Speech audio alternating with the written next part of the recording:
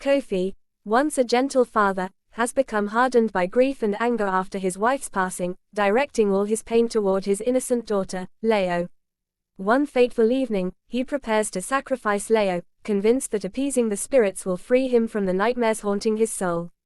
As he raises the heavy pestle over her, the drumming of the spirits shakes the earth, and the voice of Layo's late mother pierces through the darkness, commanding Kofi to stop. Caught in the grip of fear, regret, and love, Kofi's heart faces a crucial test, and the outcome will decide if he can redeem himself or be consumed by his inner demons forever.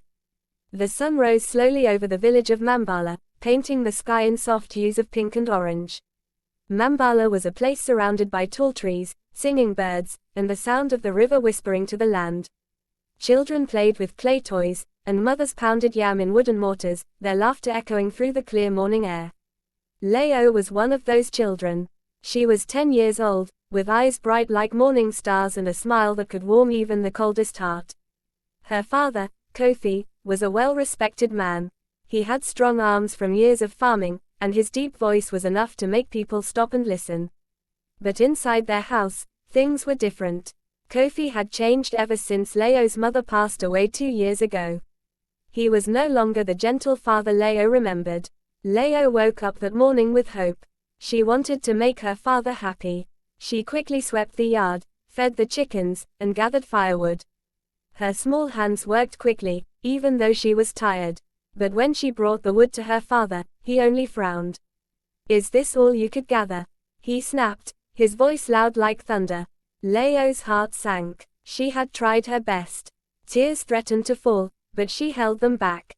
Crying would only make things worse. Kofi stomped off to the farm, leaving Layo standing alone. She took a deep breath and whispered to herself, "Mama, if you can hear me, please give me strength." The wind blew softly, and for a moment, she felt like someone was watching over her. That evening, Kofi returned from the farm with heavy footsteps. Layo had prepared a simple meal, yam porridge with spicy red pepper and fish. She set the food in front of him, her hands trembling. Kofi tasted the porridge and spat it out. "Is this what you call food?" he roared, his eyes wide with anger. He grabbed Layo's arm, and she winced in pain. "You are useless, just like your mother." He lifted his hand to strike her, but a strange noise made him stop. It was a loud drumming sound, coming from deep in the forest.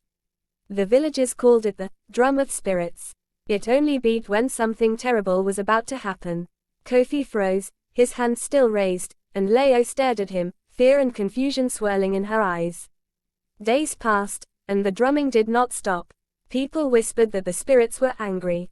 Kofi tried to ignore the warnings, but the sound seemed to echo in his mind. One night, he had a terrible dream.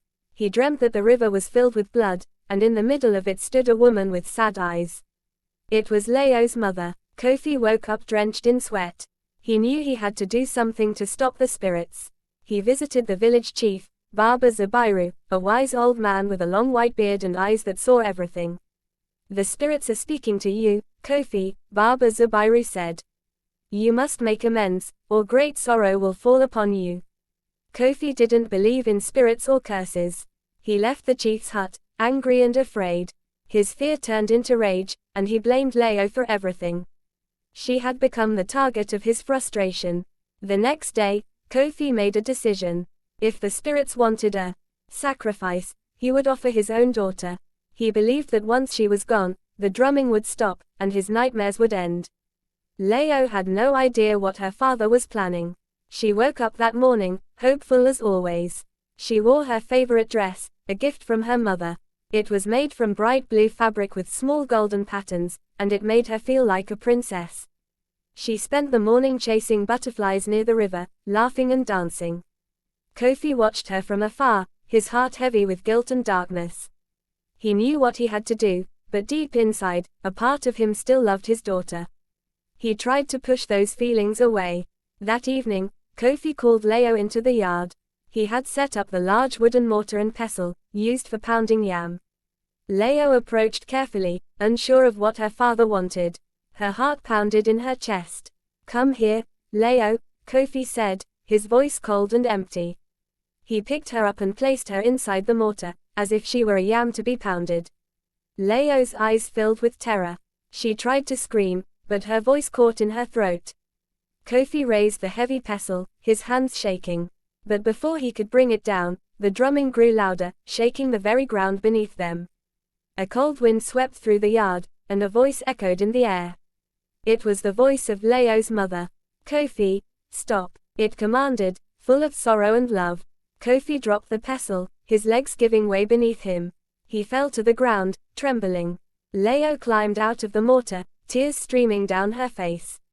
The drumming stopped, and the night was filled with silence. Kofi realized his mistake. He had let his grief and anger consume him, almost destroying the one thing his wife had left behind, their daughter. He hugged Layo tightly, sobbing.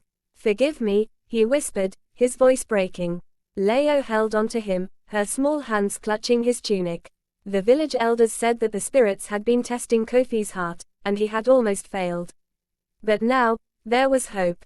Kofi worked hard to become the father he once was, and though the pain of loss never fully left, he found healing in his love for Layo. Don't forget to like, subscribe, and hit the notification bell so you won't miss the more gripping stories on this channel. Share your thoughts in the comments. What would you do if you were in Kofi's shoes? Stay tuned for an emotional stories you won't forget.